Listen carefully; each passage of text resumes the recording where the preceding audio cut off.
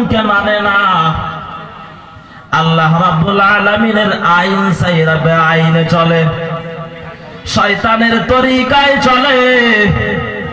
দুনিয়ার জমিনে যদি রক্তপাত করে, খুন খারাপি করে, লড়াই ঝগড়া করে, আল্লাহর আইন মোতাবেক যদি না চলে, নবীর সুন্নতি তরিকা মোতাবেক যদি না চলে, তার জন্য রয়েছে ভয়ানক জাহান্নাম।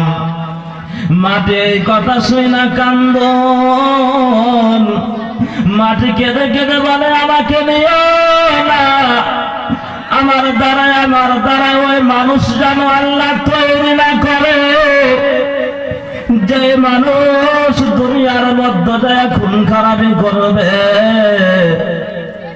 যে মানুষ দুনিয়ার জমিনে যাইয়া মার্ডার করবে, জুয়া খেলাবে, তাস খেলাবে, জিন খেলাবে, আল্লাহর বিধান মোতাবেক চলবে না, আমি মাটি সেই মানুষ হইতে চাই না।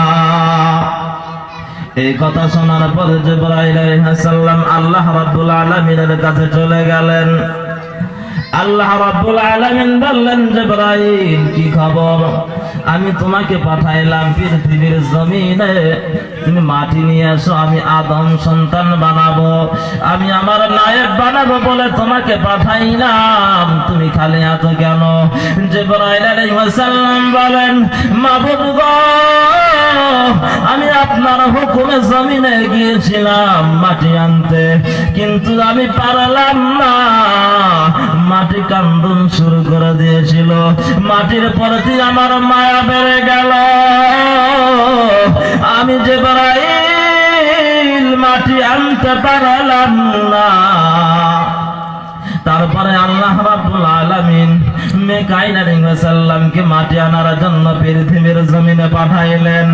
মিকাইল আলাইহিস সালামের সাথে একই কালেকশন, একই কন্ডিশন, মাটির প্রতি মায়া বেড়ে গেল, মাটি নিতে পারল না।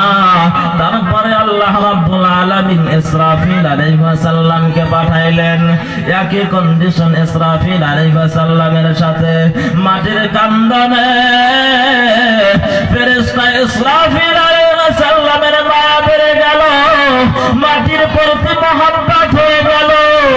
সে